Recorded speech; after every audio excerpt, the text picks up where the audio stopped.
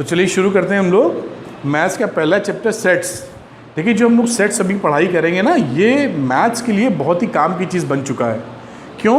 क्योंकि इसका जो सेकंड चैप्टर है रिलेशन फंक्शंस है आपके यहाँ 12th में रिलेशन फंक्शन है। इन सब की स्टडी जो हम करते हैं वो विदाउट सेट के पॉसिबल नहीं है। सेट्स का रोल केवल मैथमेटिक्स में ही नहीं, कई जगह होने लगा है।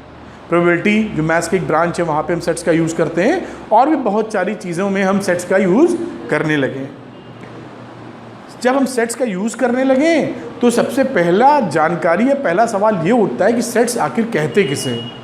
तो सेट्स हम जिसे कहते हैं, जैसे हम बात भी कर रहे थे अभी आपसे, कि सेट्स को बोलते हैं well defined collection of objects.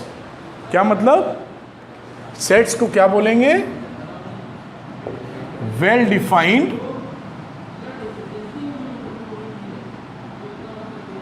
Defined collection of objects.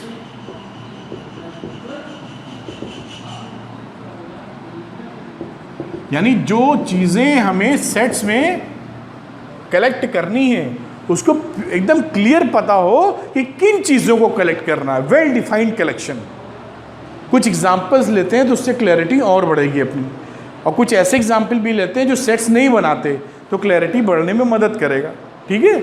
जैसे हमने बोला सेट ऑफ नेचुरल नंबर्स, कुछ मैथ्स की भाषा शुरू करते हैं। नेचुरल नंबर को हम लोग रिप्रेजेंट करते हैं किससे? n से। ये आप जानते हैं।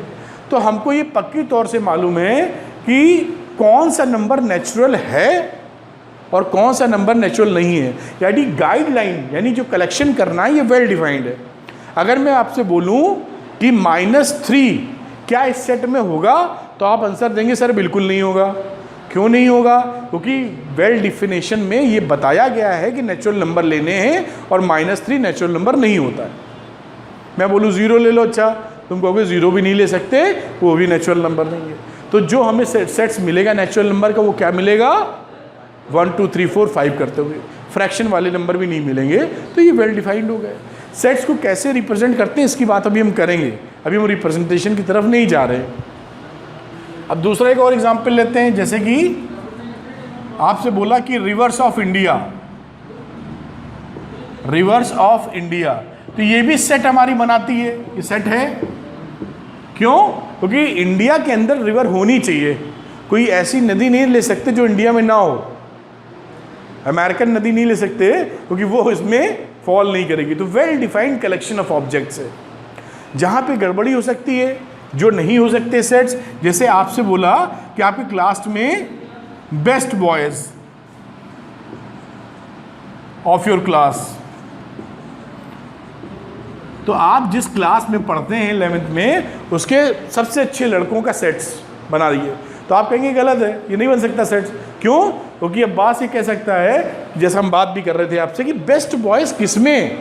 पढ़ाई में, ये नहीं बताया इस सेंटेंस के अंदर, या गेम्स में, या सिंगिंग में, या घूसा मारने में। नहीं, किसमें? तो ये क्लैरिटी हमको नहीं है। तो जब ये क्लैरिटी नहीं है तो किसका कलेक्शन करने जाए हम?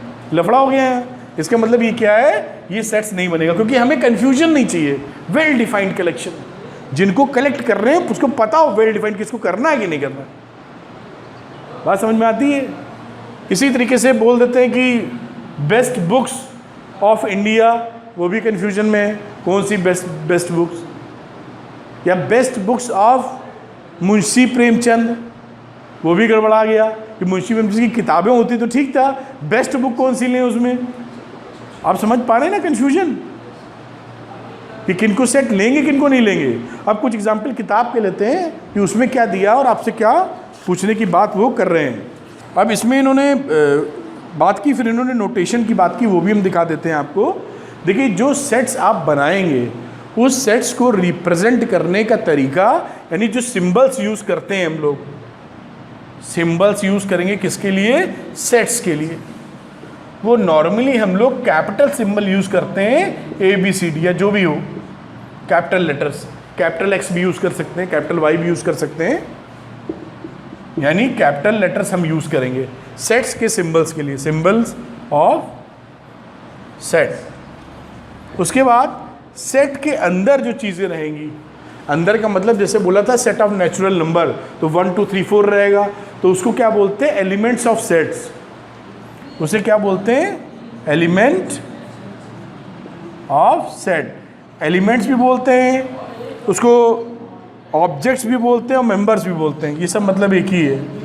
तो ये एलिमेंट्स ऑफ सेट्स या ऑब्जेक्ट्स ऑफ सेट या मेंबर ऑफ सेट्स, इसको हम रिप्रेजेंट करते हैं स्मॉल लेटर से, small x, small y, small z etcetera.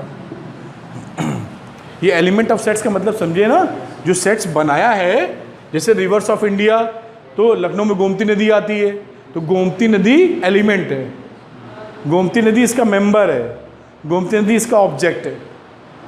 और भी नदियाँ हैं, इंडिया की बात कर रहे हैं हमारे एग्जाम्पल, क्योंकि गोमती किनारे रहते हैं हम लोग, इसलिए बात समझ में आ गई।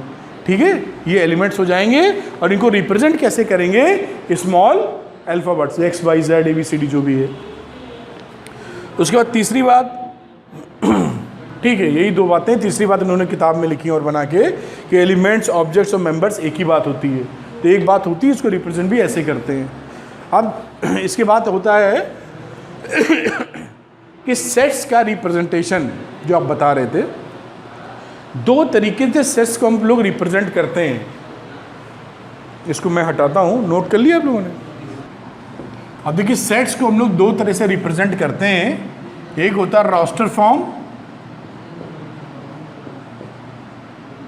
या इसको टेबुलर फॉर्म भी बोलते हैं, और दूसरा मेथड होता है जिसे हम लोग बोलते हैं सेट बिल्डर फॉर्म।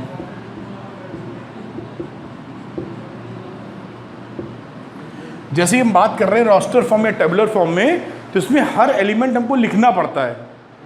ठीक है, जैसे कि सेट ऑफ नेचुरल नंबर की हम बात कर रहे थे, तो इसमें हम सेट बनाएंगे, इस तरह से ब्रैकेट लगाते हैं हम लोग और उसके अंदर एलिमेंट लिखते हैं 1 2 3 4, और ऐसे करके हमने दिखाया। तो ये क्या है, रोस्टर फॉर्म में लिखने का तरीका है, हर एलिमेंट को लिखेंगे हम लोग। अब यहाँ पर ऐसे पैटर्न थे तो डैश डैश करके रिप्रेजेंट कर दिया। ये क्या, ये एक सेट है नेचुरल नंबर का, अभी बड़े सिंबल से, ये सेट के एलिमेंट्स हैं या सेट के मेंबर्स हैं। अभी बात की थी हम लोगों ने, एलिमेंट्स हैं, ऑब्जेक्ट्स हैं, मेंबर्स हैं, सारी भाषाएं एक। और ये लिखने का तरीका है टैबुलर फॉर्म, यानी टैबुलेट कर देना।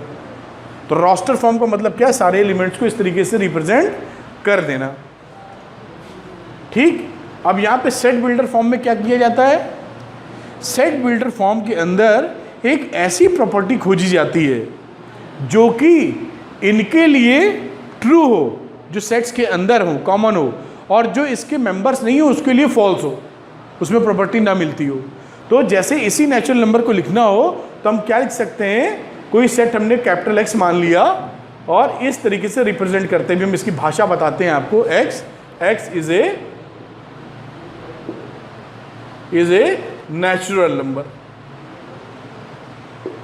Natural number.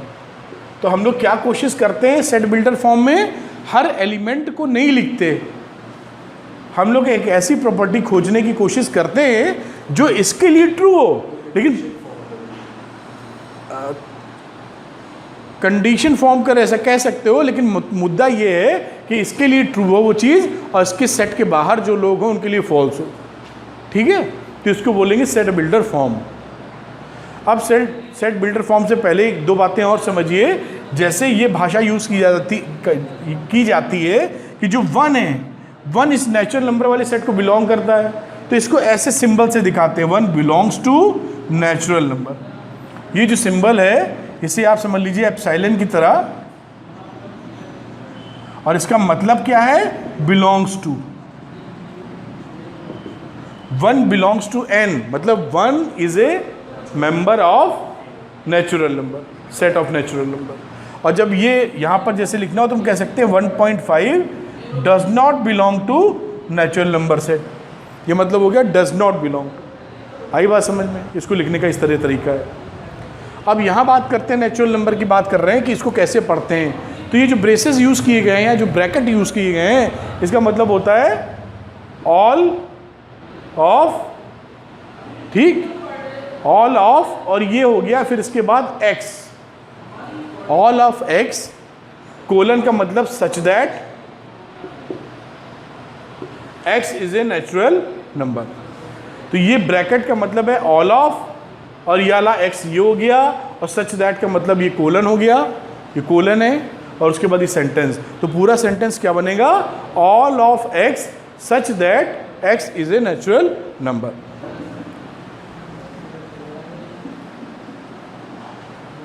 बल्कि यहां लिख दीजिए the set of all x, the set of all. ये किसका मतलब है? ये ब्रेसेस का मतलब है। The set of all x आपको लिखा हुआ मिल ही रहा है ये, और ये क्या है? कोलन का मतलब है। ये सिंबल्स के मैथ्स में मीनिंग है। The set of all x such that x is a natural number. तो ये रिप्रेजेंटेशन के तरीके हो गए। अब इस पे सवाल बनते हैं छोटे छोटे कि आप दिखाइए बना के इस फॉर्म में, उस फॉर्म में जो इसमें लिखे हुए हैं। एक आधे सवाल हम लोग करते हैं, समझने की कोशिश भी करते हैं। कुछ बातें और देखिए, सेट के अंदर सुन लीजिए थोड़ा सा। सेट के अंदर हम जब किसी चीज़ को लिखते हैं, एलिमेंट्स इसके, तो एलिमेंट्स को नॉर्मली रिपीट नहीं करते हैं। जैसे एक सेट बनाया हमने ए, और उसकी स्पेलिंग हो गई, इसके अंदर लिखी हुई है एस, स्कूल, ठीक। तो इसके एलिमेंट बनाएंगे तो हम लिख देंगे SCHLOL। ओ को 2 बार नहीं लिखते। अगर आप 2 बार लिख देंगे तो गलत नहीं होगा, लेकिन ये वेस्टेज ऑफ योर हार्डवर्क होगा, मतलब अपनी मेहनत को बेकार करना जैसा होगा, क्योंकि मालूम ही है अब 2 बार लिख के क्या मिलेगा। तो सेट के अंदर जो एलिमेंट्स लिखे जाते हैं उसको रिपीट नहीं करते, और सेट के अंदर जो एलिमेंट लिखे गए हैं इसका ऑर्डर इमैटेरियल होता है, यानी ये सेट और ये सेट एक जैसा ही है। कौन पहले है कौन बाद में है इसका लेना देना नहीं है, ठीक है। सेट के अंदर एलिमेंट्स रिपीट नहीं करते इन जनरल, और किस ऑर्डर में एलिमेंट लिखे गए हैं ये डिपेंड नहीं करता, इमैटेरियल होता है। तो सेट लिखने का ये तरीका हो गया।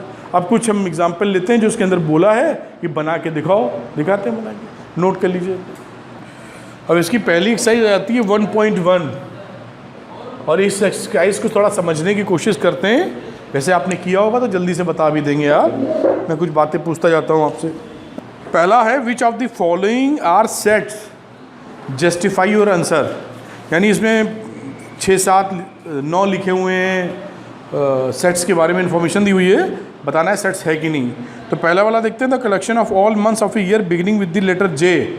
अब बात ये है क्योंकि वेल डिफाइंड कलेक्शन है। कौन कौन से आएंगे इसके अंदर? जनवरी और जून और जुलाई, बाकी तो दिखते नहीं। तो जनवरी जून जुलाई लेना है, क्लियर हो गया। बेटा आपका नाम क्या था बोल रहे हैं? हर्ष, हर्षित, हर्षित। तो हर्षित दूसरा देखते हैं, the collection of 10 most talented writers of India. क्या ये सेट है? ये सेट नहीं है, क्योंकि जो मोस्ट टैलेंटेड राइटर्स बहुत अलग अलग तरह के होते हैं। कोई हॉरर फिल्म लिखता है, कोई कॉमेडी लिखता है, कोई पोएट्री लिखता है, तो कौन से लेने हैं पता नहीं। A team of 11 best cricket batsman of the world, ये भी नहीं है। बेस्ट मतलब कौन सा बेस्ट, किस क्राइटेरिया पे बेस्ट?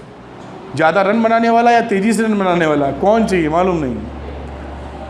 चौथा, the collection of all boys in your class, ये सेट है, क्योंकि लड़के या लड़कियों में भेद तो कर ही सकते हैं वेल डिफाइंड तरीके से। पांचवा, the collection of all natural numbers less then 100, clear है, 100 से कम में नेचुरल नंबर क्या होंगे हमको मालूम है। A collection of novels written by the writer Munshi Premchand, Munshi Premchand ने कौन कौन सी नॉवेल लिखी है इसको भी हम क्लैरिटी से देख सकते हैं, लेकिन इसी में लिख दें best books of Munshi Premchand तो गड़बड़ हो जाएगी, क्योंकि बेस्ट बुक कौन सी क्या मालूम। सातवां, the collection of all even integers, ये भी सेट है। इवन और जानते हैं कौन है? हाँ, कितने थे वो तो अलग बात है कि कितने एलिमेंट हैं। अगर किसी में ये आगे हम लोग पढ़ेंगे भी कि अगर फाइनाइट एलिमेंट्स है तो फाइनाइट सेट, और इनफाइनाइट एलिमेंट्स है तो इनफाइनाइट सेट, लेकिन अभी तो हम लोग सेट की ही बात कर रहे हैं कि वो सेट है कि नहीं। आठवें में the collection of questions in this chapter, ये तो है सेट। इसमें कौन से क्वेश्चन हैं इस बुक के अंदर या इस चैप्टर के अंदर, वो तो पक्के हैं ना, आप बता सकते हैं ये चैप्टर में है कि नहीं है। नहीं बता सकते हैं जी। नवा, एक collection of most dangerous animals of the world, इसको नहीं बता सकते। मोस्ट डेंजरस कैसा, शेर जैसा खा जाने वाला या सांप जैसा डस लेने वाला, क्या मालूम कौन सा है, किसको मोस्ट डेंजरस बता रहे हैं आप, बात समझ रहे हैं ना। तो ये पहले में 8-9 थे जिसको हमने समझ लिया कि कौन से सेट्स बोले जाएंगे कौन से नहीं बोले जाएंगे। दूसरा देखिए, A इज इक्वल टू, एक लिखा 1 2 3 4 5 6, insert the appropriate symbol belongs to और नॉट बिलोंग्स टू। तो ये बहुत सिंपल सी बात है, एक आधा कर लेते हैं, बाकी आप समझदार हैं।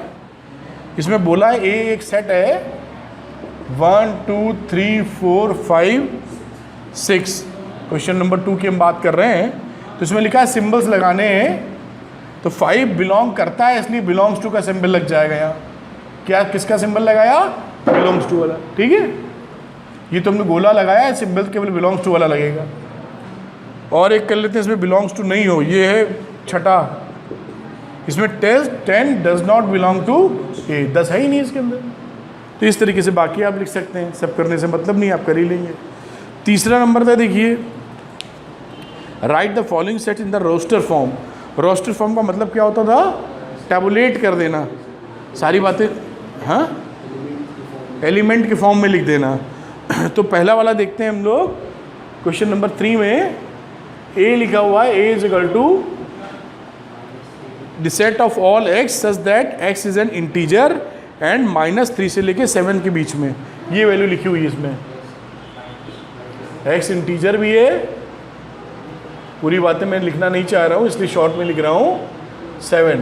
तो इसको रोस्टर फॉर्म में अगर आप लिखेंगे, तो रोस्टर फॉर्म में लिखने का मतलब है कि -3 नहीं लेंगे क्योंकि इससे ग्रेटर बोला है, हाँ। तो -2 लेंगे, -1 लेंगे, 0 लेंगे, 1 लेंगे, 2 लेंगे, 3 4 5 6, बस 7 भी नहीं लेंगे। ये रोस्टर फॉर्म आ गया, सारे एलिमेंट्स को मेंशन कर दिया गया।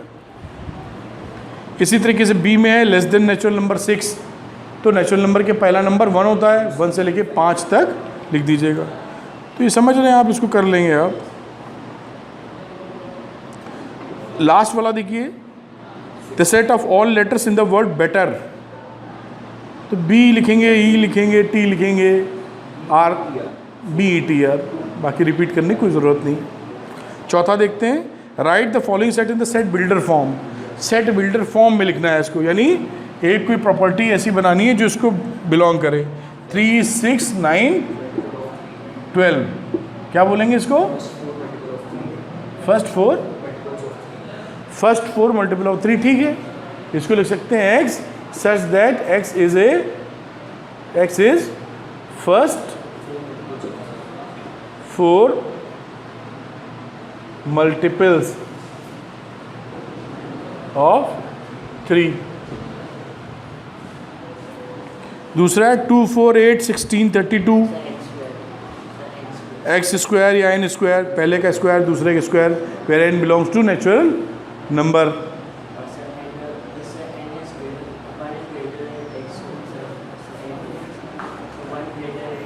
सेकेंड वाला बता रहे ना बेटा, तो सेकेंड वाले में 2 4 8 16 32, तो यहाँ पर क्या लिखना पड़ेगा,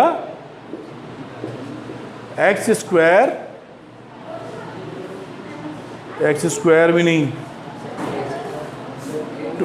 2 की पावर लगा दें, 2 की पावर x बिलोंग्स टू, दो बातें लिखनी पड़ेगी, नेचुरल नंबर भी हो और साथ में 1 से और 5 लिखें, 5 तक हो, 2 की पावर 5 तक जाएंगे तो 32 मिल जाएगा। ये इस तरीके से बनेगा, बना सकते हैं आप, ठीक है।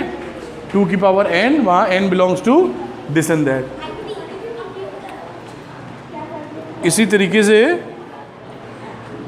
पांचवा देखिए, पांचवें में क्या बोला है, 1 4 9 और 100। इसको अगर हम लोग बात करें रोस्टर सेट बिल्डर फॉर्म में लिखने का, तो कैसे लिख सकते हैं, 1 का स्क्वायर, 2 का स्क्वायर, 3 का स्क्वायर, 4 का स्क्वायर। हाँ बहुत ठीक बोले आप। तो इसको हम क्या लिख सकते हैं, n n square, n is a natural number यानी बिलोंग्स टू नेचुरल नंबर। कहाँ से छोटा होना चाहिए? 10 से। स्मॉल एन लिख दो, ठीक है, क्लियर है? इस तरह से इसको आप बना सकते हैं। अब पांचवा देखते हैं, list the elements of the following sets. ये बात समझ में आई जो अभी तक की गई?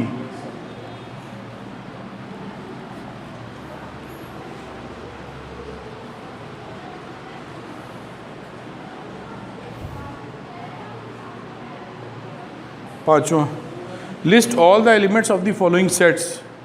ए की बात करते हैं हम लोग।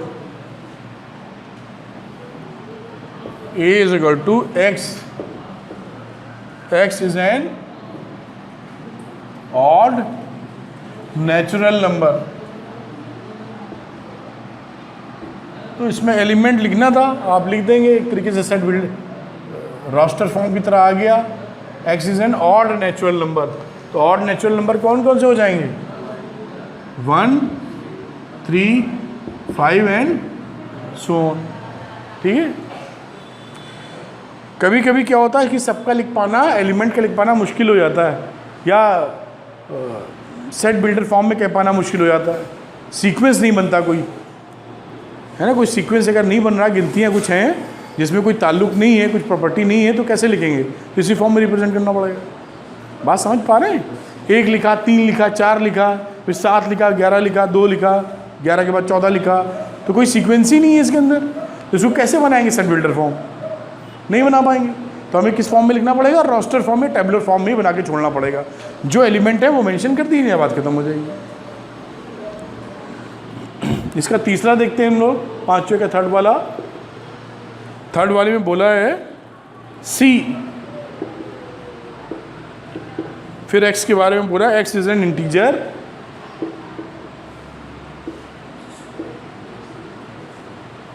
और साथ में एक और कंडीशन जोड़ी है, एक्स स्क्वायर लेस देन 4।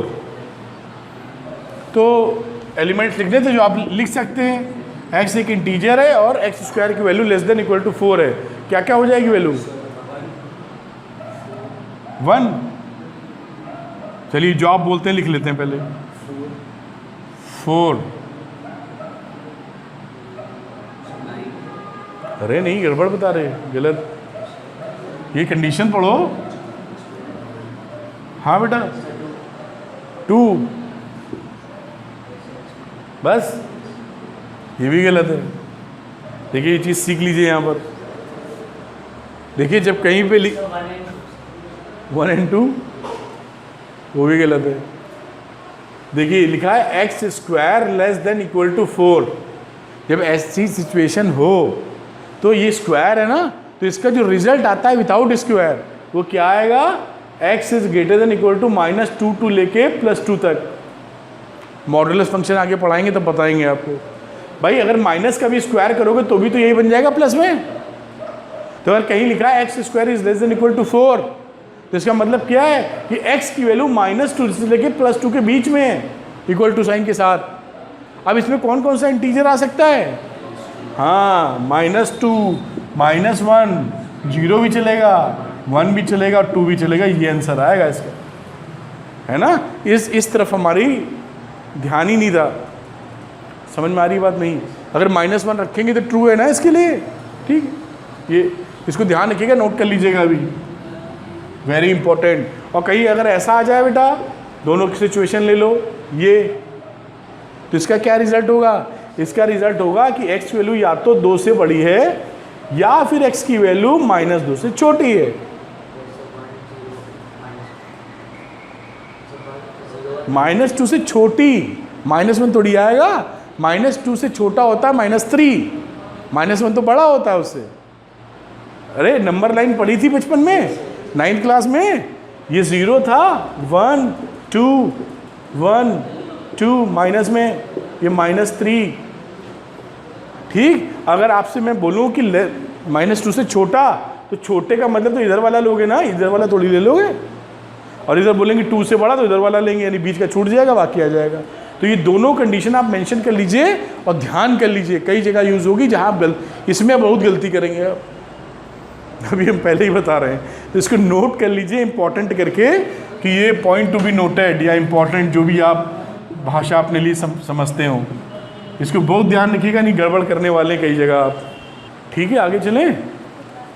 अब आगे देखते हैं हम लोग, ये इंपॉर्टेंट था। और देखें तीसरा कर रहे थे, कोई और ऐसे ही जो सिखा सके कुछ तो वो भी कर लेते हैं। वर्ड लॉयल की बात की है तो वो आप लिख ही लेंगे, LOYAL छोड़ देंगे। पांचवा देखिए, पांचवें में बोला है E is equal to X is a month of a year not having 31 days, not having 31 days. तो कौन कौन से मंथ ईयर के लिख सकते हैं इसमें आप, जो 31 दिन जिनमें नहीं होते। जनवरी कितने दिन की होती है, नहीं लिख सकते। फरवरी जरूर लिख सकते हैं। फिर मार्च, फिर 31 का, अप्रैल, फिर जून, फिर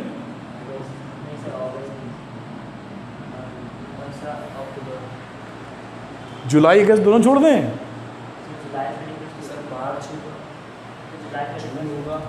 मार्च होगा, अगर मार्च होगा, मार्च क्या है, मार्च में तो 31 दिन होते हैं। नॉट हैविंग लिखा है ना, नॉट हैविंग में 31 वाले नहीं लेने हैं। इसी तरीके से महीने गिन डालिएगा, क्या गिने हम बैठ के, कोई मैथ थोड़ी है उसमें। ठीक है, तो जिसमें 31 नहीं आ रहे होंगे लिख लीजिएगा। नहीं, यहाँ चर्चा अभी शुरू होगी कि किस किस महीने में कितने दिन होते हैं।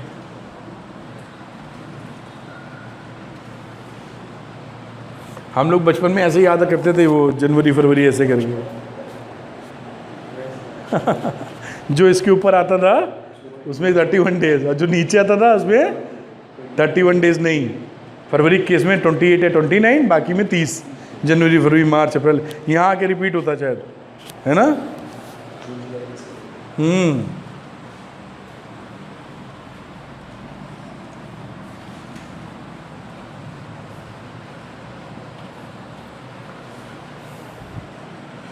आगे देखते हैं हम लोग। तो ये मेरे ख्याल से 5वां नंबर लग जाएगा आपका सारा, है ना। कंसोनेंट क्या होते हैं बेटा इंग्लिश अल्फाबेट में, जो वॉवेल नहीं होते। वॉवेल्स 5 होते हैं, वो समझ जाएंगे, लगा लेंगे। ठीक है, छठा देखिए, छठा, match each of the set on the left in the order form with the same set on the right described in set builder form.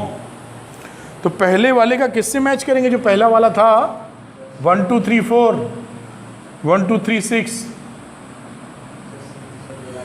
तो इसमें लिखा हुआ है किससे, नंबर डिवाइजर ऑफ 6, सी वाले से। x is a natural number and divisor of 6, ये सारे डिवाइजर हैं। इसी तरीके से बाकी वाला भी आप बना लेंगे, कोई विशेष बात नज़र नहीं आती। ठीक है, किसी में कन्फ्यूजन इसमें, आगे बढ़ते हैं उसके। फिर लिखा एम्प्टी सेट। तो एम्प्टी सेट किसे कहते हैं, जैसा नाम बता रहा है एम्प्टी मतलब खाली, तो एम्प्टी सेट मतलब जिसमें कोई एलिमेंट ना हो। सेट खाली होने का मतलब क्या है, कि एलिमेंट ना हो, तो उसे बोलेंगे एम्प्टी सेट। तो एम्प्टी सेट को रिप्रेजेंट कैसे करते हैं, या तो खाली ब्रैकेट से कि भाई इसमें कुछ नहीं है, या हम दिखाएंगे एक लेटर से फाई से। लेकिन गलती से ये मत लिख दीजिएगा कभी ये एम्प्टी सेट नहीं है दिमाग चल सकता है ना बहुत तेजी से, हैं? ग्रीन वर्ड, ग्रीक वर्ड, हाँ ग्रीक अल्फाबेट है ये। अरे ये लिख दोगे तो इसका मतलब है कि five is the element of this set. अरे 5 कुछ तो होता है, खाली ही सही, तो वो सेट के अंदर डाल दिया तो उसका मतलब क्या हुआ कि वो उसका एलिमेंट है।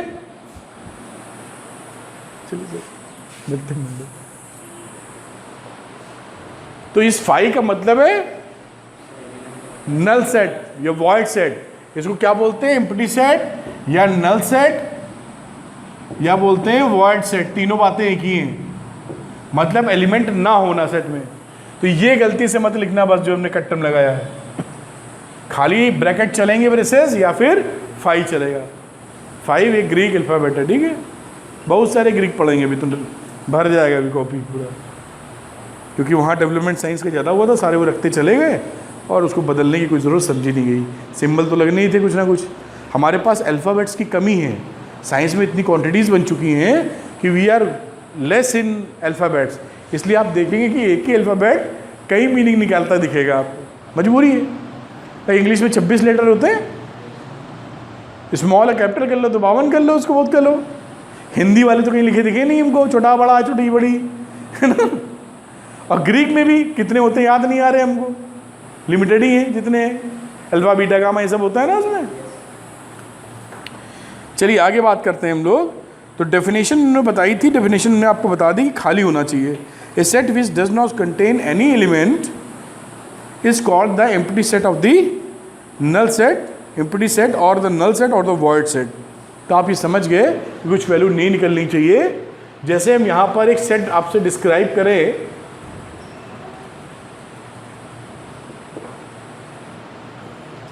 कि x is a prime number which is divisible by 2। और हमने ये लिख दिया ऐसा प्राइम नंबर चाहिए जो 2 से डिविजिबल हो, तो आप जानते हैं कि इसका आंसर क्या निकालने वाले, फाई या नल सेट, कुछ भी नहीं होगा इसके अंदर, है कि नहीं। तो इस तरीके से बातें, कई और एग्जाम्पल बन सकते हैं बहुत तेरे। अब एक और इन्होंने बताया जो आप देख लीजिए, बिल्कुल ठीक है वो, x such that x square minus 2 is equal to 0 where x is a rational number. इसका भी क्या रिजल्ट आने वाला है, 5, क्योंकि इसको सॉल्व करेंगे तो आ जाएगा x square is equal to 2, तो एक्स की वैल्यू हो जाएगी प्लस माइनस रूट 2। ये प्लस माइनस लगता है, 10 तक कम लगाते थे, अब पूरा लगाएंगे तो प्लस 2 या माइनस 2 क्या है, इररेशनल नंबर है, तो रैशनल नंबर आएगा ही नहीं, 5 मिल जाएगा, है ना। अब इसके बाद अगला फाइनाइट सेट। फाइनाइट सेट किसे बोलते हैं, जिस सेट के अंदर हमारे एलिमेंट्स गिन लिए जाए, फाइनाइट हो वो फाइनाइट सेट, और जिसके अंदर ना गिन पाए इनफाइनाइट सेट। एक एग्जांपल ले लेते हैं फाइनाइट सेट का, वॉवेल्स वाला A-E-O-I-U, ये एक फाइनाइट सेट है, 5 अल्फाबेट है, 5 अक्षर है। और इनफाइनाइट सेट जिसके अंदर इतने ज़्यादा एलिमेंट्स हों जिसकी गिनती ना कर पाए आप, जैसे सेट ऑफ नेचुरल नंबर्स 1 2 3, और ये कहाँ रुकेगा हमको क्या मालूम, है कि नहीं। ठीक है, इनफाइनाइट सेट है, बात समझ में आती है, इसमें कोई ऐसी बात बड़ी बात नहीं है जिस पर ज़्यादा डिस्कशन किया जाए। कोई बात आपको लगे कि आप कंफ्यूज हो रहे हैं तो बताइएगा हमको, उसमें थोड़ा डिस्कशन बढ़ा के कर लेंगे, लेकिन ये बहुत छोटी बातें हैं। अब इसके आगे समझते हैं, फाइनाइट इनफाइनाइट समझ गए हम लोग। अब क्या होता है, जैसे इन्होंने मेंशन किया है नोट करके कि all infinite sets can not be described in the roster form. सारे इनफाइनाइट सेट को हम लोग रोस्टर फॉर्म में नहीं दिखा सकते। For example the set of real numbers can not be described in this form. भाई रोस्टर फॉर्म में क्या लिखना होता है, सारी गिनती छापो, रियल नंबर में तो इनफाइनाइट होते हैं, तो कहाँ छाप पाएंगे, नहीं लिख पाएंगे, 1 2 कितने लिखेंगे, लिख ही नहीं पाएंगे। तो ये चीज़ होती है। और because the elements of this set do not follow any particular pattern, कोई पर्टिकुलर पैटर्न भी नहीं है। बात समझ पाए हमने क्या बोला, कि हर सेट को रोस्टर फॉर्म में रिप्रेजेंट करना मुमकिन नहीं है, क्योंकि रोस्टर फॉर्म का मतलब होता है एलिमेंट सब लिखने। अगर रियल नंबर हमने लिखा तो रियल नंबर लिखे कैसे, क्योंकि 1 और 2 के बीच में पता नहीं कितने रियल नंबर है, हम मेंशन ही नहीं कर पाएंगे। ठीक है, तो इस तरह हम रोस्टर फॉर्म में रिप्रेजेंट नहीं कर पाते, उसको हमें सेट बिल्डर फॉर्म में ही रिप्रेजेंट करना पड़ता है। अब बात करते हैं इसके बाद इक्वल सेट्स की। इक्वल सेट्स, इक्वल सेट्स में क्या होता है, 2 सेट्स को हम इक्वल तब बोलते हैं जब जितने एलिमेंट ए में हैं, जितने मतलब जो भी एलिमेंट ए में हैं वो हमारे बी में होने चाहिए, और जो हमारे बी में हैं वही सारे एलिमेंट ए में होने चाहिए। तब हम बोलते हैं इक्वल सेट्स। उससे पहले सबसेट्स नहीं आए थे क्या? आगे हैं, ठीक है। तो इक्वल सेट का मतलब आप समझिए ना कि दोनों में सेम, जैसे एक हमने ले लिया, एक सेट है 1 2 3 और बी एक सेट है, इसमें लिख दिया 1 2 2 3, तो क्या ये इक्वल है? हाँ, ये इक्वल है। इसको 2 बार रिपीट कर दिया तो गलत नहीं लिखा, लिखने से वेस्ट किया उसने मेहनत। तो दोनों A is equal to B हमारे इक्वल है सेट्स। जो A में हो वो B में हो, जो B में है वो A में होना चाहिए। बात क्लियर है? इस 1.2 में बोला which of the following are examples of the null set, यानी नल सेट का मतलब उसमें कोई भी एलिमेंट ना मिले। तो पहला है set of odd natural numbers divided by divisible by 2। तो ऑड नेचुरल नंबर 2 से डिवाइड होते ही नहीं है, तो ये क्या है? नल सेट है ना। Set of even prime numbers, ये भी नल सेट है। इवन होगा तो प्राइम नंबर कहाँ से होगा? फिर तीसरा वाला है x is a natural number which is less then 5 and greater than 7। तो ये नल सेट नहीं है, क्यों? क्योंकि इसके अंदर 6 मिल जाएगा हमें। लिखा है x is less then 5 and x is greater then 7, और बोल रहा है कि x एक नेचुरल नंबर नहीं है, 6 नंबर है इसके अंदर, ठीक है। लास्ट वाला है फर्स्ट का fourth, y is a point common to any 2 parallel lines. ये नल सेट है, क्यों? क्योंकि 2 पैरेलल लाइंस के बीच में कुछ भी कॉमन नहीं होता, ठीक है, कुछ भी कॉमन नहीं होता। अगला पूछा which of the following sets are finite और इनफाइनाइट। तो again the set of months of a year finite, 1 2 3 4 dash dash dash infinite. Third वाला finite, the set of positive integers greater than 100 infinite, 100 से बड़े। The set of prime numbers less than 99 finite. Finite हुआ नहीं, prime numbers 99 से कम चलेगा, समझे कि नहीं? फिर अगला है third state whether each of the following set is infinite और फाइनाइट। फिर से वही बातें, the set of lines which are parallel to the x axis,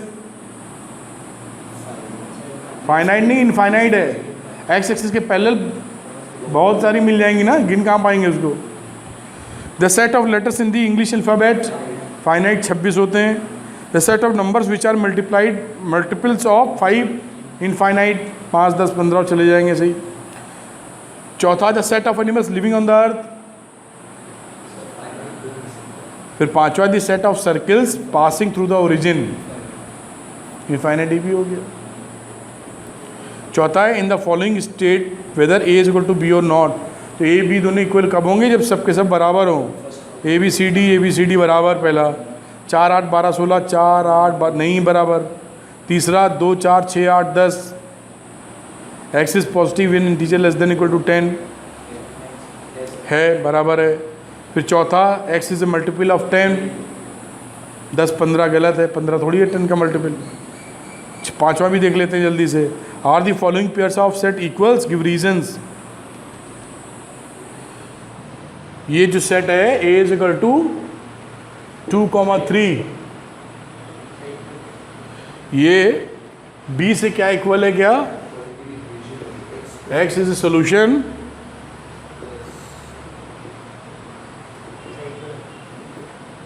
x square 5x plus 6 बराबर 0। तो आप इसको सॉल्व करेंगे, तो सॉल्व करके आप क्या फैक्टराइज कर लीजिए। हाँ, फैक्टराइज करके भी सॉल्व कर सकते हैं, क्वाड्रेटिक भी लगा सकते हैं जो आपको। तो x प्लस 2 और x प्लस 3, तो क्या रिजल्ट आया? -2 एंड -3। सही लिखा मैंने? तो ये क्या है? कौन सा था? ए। ये इक्वल नहीं है, इसका आंसर आ रहा -2 -3, और ये 2 3 लिखा है, तो दे आर नॉट इक्वल, ठीक है। इसी तरह सेकंड वाला ए लिखा है letter in the word follow, ये हैं सारे मिल रहे हैं। छठा देख लो, from the sets given below select equal sets. तो ए बी सी डी कई सारे लिखे हैं इक्वल सेट, देखो कौन कौन से हो सकते हैं। ई और जी इक्वल है 1 और -1 है ना। और देखो कौन से 0 है, कहीं दिखता है नहीं दिखता। 2 4 8 12 है कौन सा, बी एंड डी 1 2 3 4, बी और डी भी बराबर है। और कोई जी और ई तो है, जी और ई ये तो लिख दिया पहले ही, और नहीं है, ए किसी के बराबर नहीं है। 2 4 बी 1 2 3 4 बी किसी के बराबर, बी और डी लिखा, हाँ लिखा। सी किसी के बराबर, हाँ कोई नहीं है, फिर 4 8 बार हो गया ये। ठीक है, तो आज की पढ़ाई को यहीं रोकते हैं हम लोग।